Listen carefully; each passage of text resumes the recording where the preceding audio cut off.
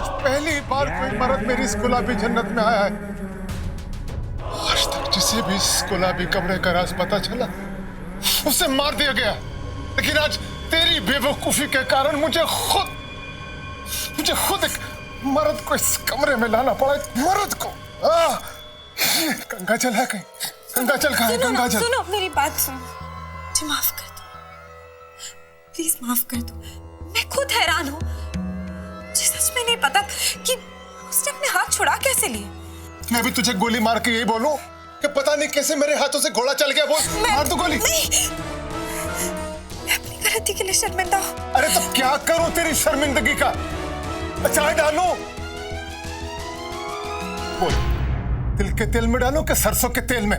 हाँ?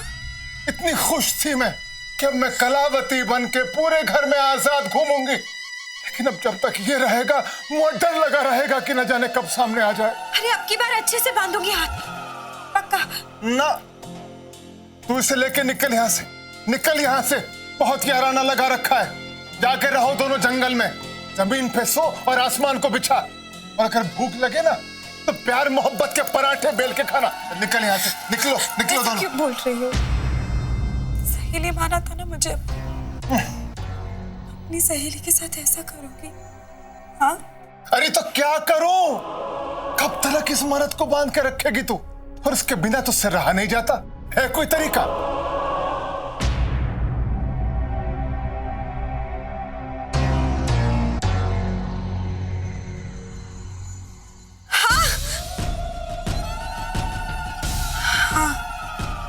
है, तरीका है एक।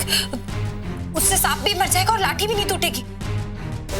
अच्छा, मैं भी तो सुनूं। अरे वो इंजेक्शन जो तुम दादाजी को देती थी, याद है? जिससे वो पूरे समय बेहोश रहते थे, बस वही दे दूंगी इसको। हाय हाय, कितनी खानदानी बहू है ना। पूरे खानदान का ख्याल रखती है। दादा खरीदे पोता बरते, पर रहेगा तो मुआ घर में ही ना। पर पत्थर बन के रहेगा ना क्याली। और फिर उसके सामने मेरी क्याली चाहे पैदल चले या पैरों में घुंघरू बांध के नाचे, उसे फर्क ही नहीं पड़ेगा। पर फिर भी कलावती पकड़ी गई तो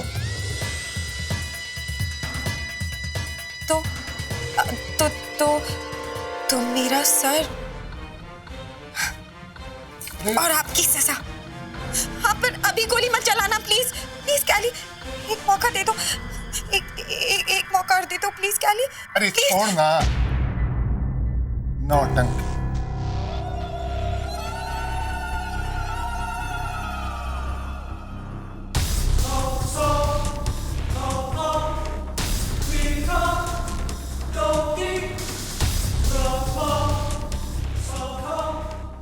ले, पूरा लंच बॉक्स तू ही रख ले। 10 दिन का इंतजाम है।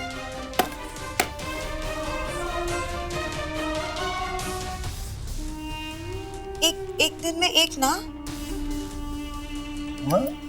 चाहे तो 2 दे दे, दादाजी थोड़ी बुरा मानेंगे। पर हाँ, 2 में ये निकल लेगा। हाँ?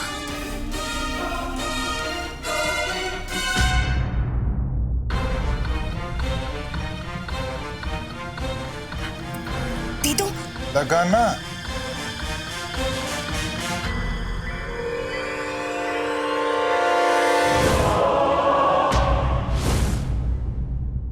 गुरुजी और लीडर तक ये खबर पहुंचानी होगी। ऐसे तो आदित्य की दादाजी जैसी हालत हो जाएगी।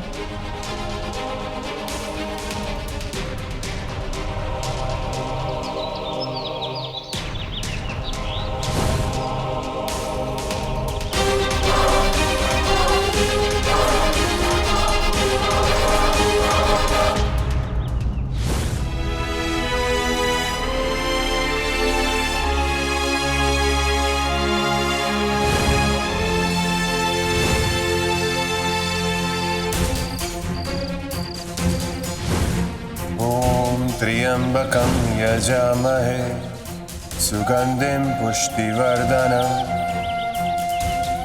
उर्वारुकमिव बन्धनात्।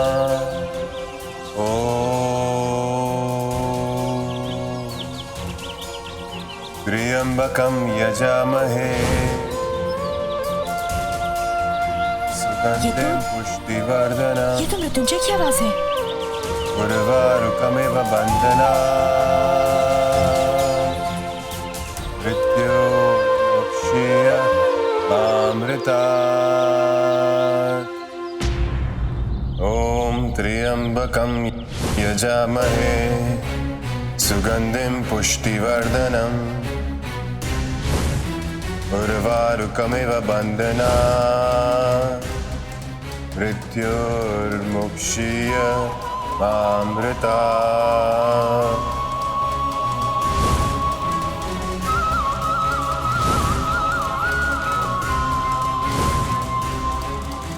उर्वारुकमिव बन्धनात् मृत्योर्मुक्षीयमामृतात् ॐ त्र्यंबकं यजामहे सुगंधिं पुष्टिवर्धनम् मृत्युंजय,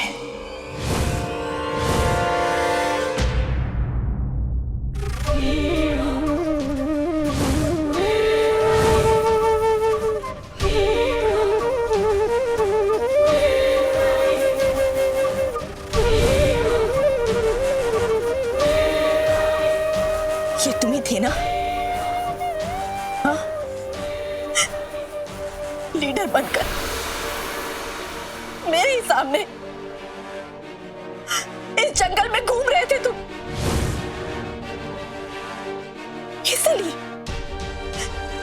इसलिए मैं महसूस कर पा रही थी कि मेरा मृत्युंजय आसपास है।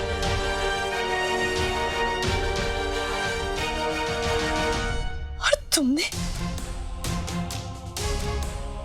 ये बात भी छुपाई कि तुम जिंदा हो। और बेवजह पागल हो रही थी मैं। वो तो सामने खड़ा है।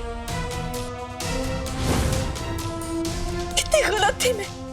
तारा, तारा, ये बाबा छोड़िए मुझे। मैं अपने मृत्युंजय से बात कर रही हूँ। मुझे बात करने दीजिए अपने मृत्युंजय से।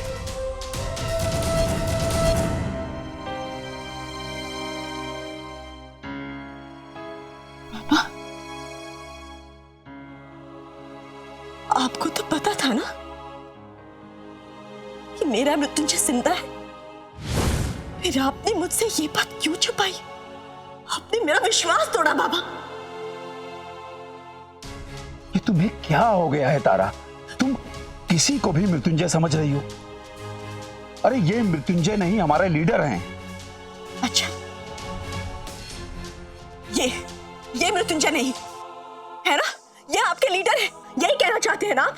हाँ ठीक है, ये मृत्युंजय नहीं है तो ये कौन?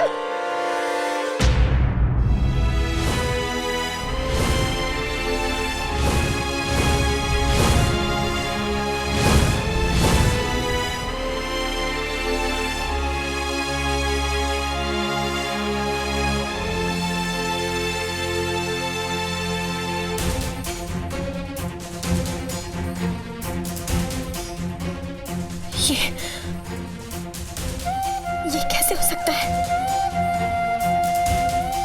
मैंने तो मृत्युंजय की आवाज सुनी थी। बाबा, मैंने अपने कानों से सुनी तारा, थी। मैंने मृत्युंजय तारा, बेटा मेरी बात सुनो। मैं समझ सकता हूं कि तुम्हें यह गलतफहमी क्यों हुई।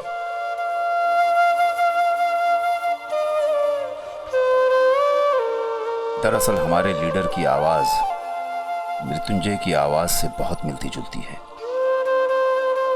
इसलिए जब तुमने ये आवाज सुनी तो तुम्हें ऐसा वहम हो गया कि तुमने मृत्युंजय की आवाज सुनी है। पर बेटा, ये मृत्युंजय नहीं, हमारे लीडर हैं।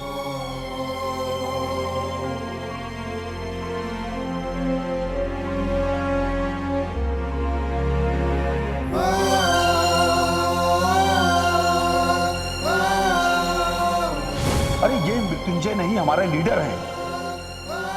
अच्छा, ये आपके लीडर हैं।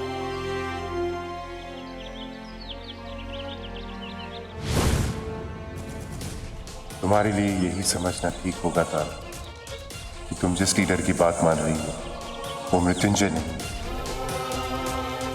मुझे माफ कर देना था। प्रणाम भाई साहब। प्रणाम प्रणाम। ये हम क्या सुन रहे हैं जरा? आदित्य घर छोड़कर कहीं चला गया है? वो नंदिनी ने हमें बताया कि कल रात मीठी बहू घर आई थी पुलिस को लेकर। तो सर हम लोगों को ये शक था कि आदित्य के गायब होने के पीछे नंदिनी का हाथ है। क्या? लेकिन नंदिनी ऐसा क्यों करेगी? भाई साहब हमारे संस्कार हमें ये इजाजत नहीं देती है कि हम अपने बड़े भाई की पत्नी के बारे में कोई ओछी बात करें। ना ना ना, तुम्हें कहना होगा जराज, बताओ हमें। मैं आपको बताती हूँ ताया जी कि क्या हुआ था। नंदिनी आदित्य को हासिल करना चाहती है और आदित्य के मना करने पर नंदू ने ही उसे उठवा लिया।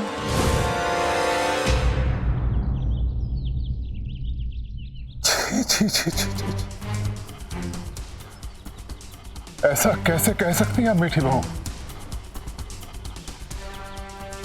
हमने माना कि नंदिनी से शादी करके हमने गलती की है। हमने माना कि नंदिनी ने हमसे सिर्फ पैसे के लिए शादी की है, लेकिन नंदिनी फिर भी हमारी पत्नी है और हमें उस पर पूरा यकीन है। नंदिनी बुरी हो सकती है लेकिन इतनी गिरी हुई हरकत नहीं करेगी। तुम्हें पता है जरा, कल रात वो कितना रो रही थी सिर्फ इस वजह से कि इतने लोगों के सामने, पुलिस वालों के सामने उस पर इतना बड़ा लांछन लगाया गया। ताया जी, आपको नंदिनी के मगरमच्छी आंसू पर भरोसा होगा, पर मुझे बिल्कुल नहीं। मुझे पूरा यकीन है कि आदित्य के गायब होने के पीछे सिर्फ नंदू का ही हाथ है। ठीक है,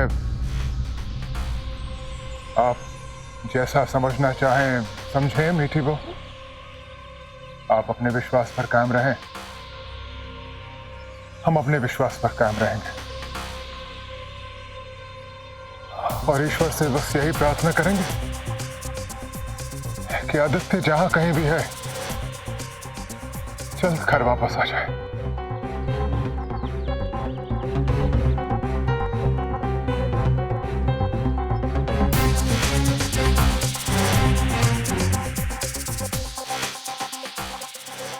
बेचारे भाई साहब, कितना बुरा लगेगा उन्हें जब उनका विश्वास टूटेगा, जब उन्हें पता चलेगा कि उनकी पत्नी और उसकी बहन मिलकर उन्हें कैसे बेवकूफ बना रही है।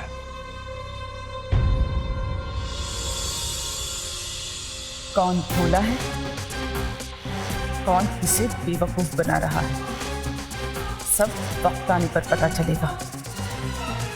हमारा मृत्युंजय सब ठीक कर देगा।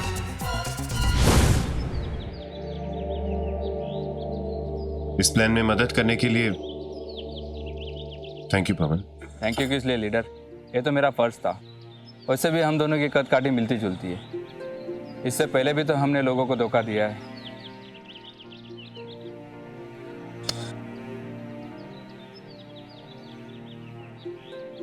धोखा?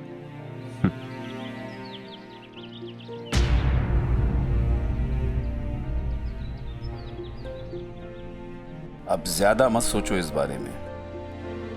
जो हो गया सो हो गया। वहम का हो जाना कोई इतनी बड़ी बात नहीं है बाबा, ये मेरा पागलपन ही है जो मैं हर वक्त ये सोचती रहती हूँ कि मृत्युंजय जिंदा है, जबकि मेरी आंखों के सामने उसे फांसी हुई थी। अपने इन्हीं हाथों से मैंने इसकी चिता को आग दी। फिर भी लगता है कि वो जिंदा है। और मेरी बेवकूफी तो देखिए, अभी कुछ देर पहले ही मेरा भ्रम टूटा है, पर मुझे अभी भी लग रहा है जैसे मृत्युंजय आस पास है।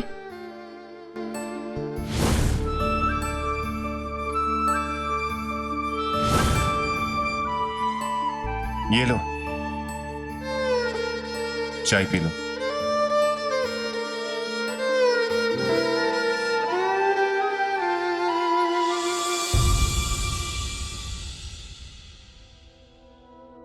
अरे,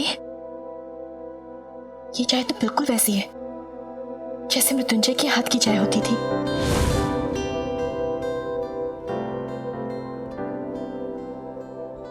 चाय में स्वाद चाय की पत्ती, इलायची, दूध और शक्कर से आता है, किसी के हाथ से नहीं।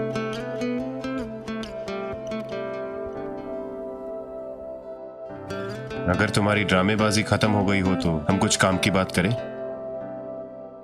मेरा एक उसूल है, जो लोग मुझ पर विश्वास नहीं करते मैं उनके साथ काम नहीं करता। इसीलिए आज से मैं तुम्हारा काम छोड़ रहा हूं।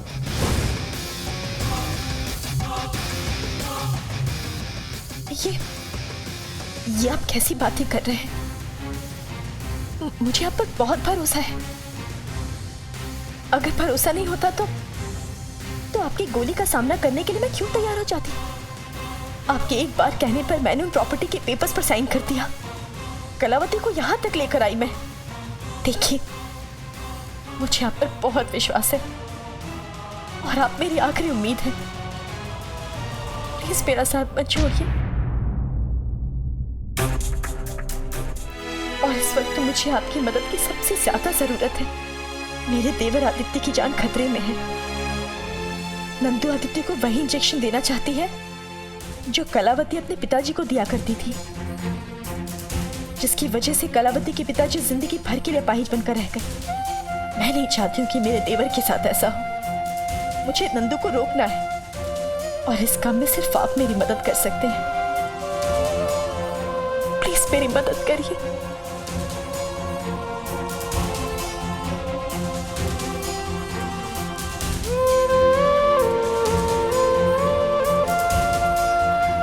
तारा की तरफ से मैं माफी मांगता हूं। गलती हो गई,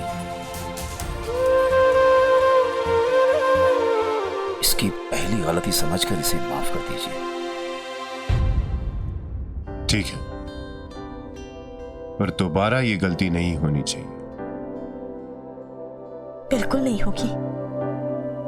मैं समझ गई हूं कि परछाइयों को पकड़ने की कोशिश करना एक बेवकूफी होती है। मेरी बात ध्यान से सुनो। आदित्य को दूसरा इंजेक्शन लगने से पहले हमें एक चाल चलनी होगी। नंदू उसे घर में रोके रखने के लिए कुछ भी कर सकती है। हमें इसी बात का फायदा उठाते हुए एक एक करके सारे घर वालों को घर में वापस लाना है। ऐसा हो सकता है? ये सवाल तुम्हारे मन में आना भी नहीं चाहिए। नहीं, मैं तो बस ये समझ लो कि ऐसा होना है और तुम्हें ये करना है। क्या करना होगा मुझे? कैसे करना है वो मैं तुम्हें बताऊंगा।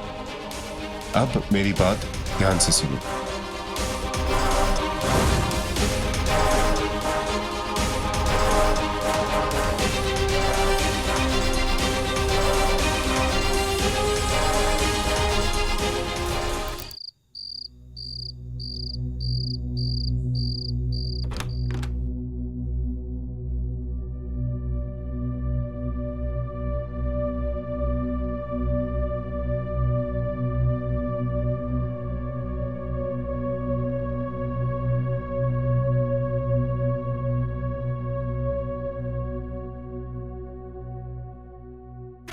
ये चाल का पहला कदम, ये मामूली ग्लूकोज के इंजेक्शन है जो तुम्हें दवाई वाले इंजेक्शन से बदलने होंगे, जिससे नंदू आदित्य को बेहोश रखने की कोशिश कर रही है। लेकिन अगर इसका असर आदित्य पर नहीं हुआ तो नंदू को शक हो जाएगा। इसलिए तुम्हें आदित्य को अपनी इस चाल का हिस्सा बनाना होगा ताकि नंदू को शक ना हो।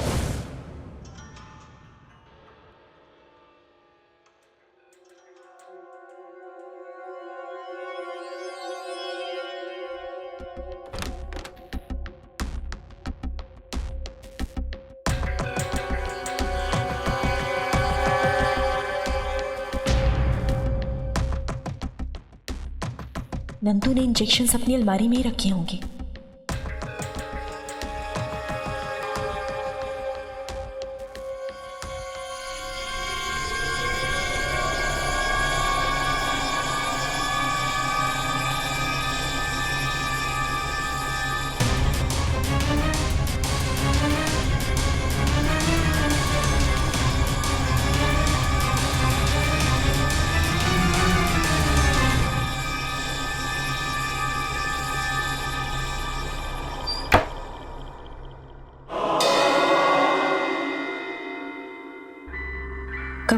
फिर भी अलमारी लॉक्ड है। चाबी भी कलावती ने तकिए के नीचे रखी होगी।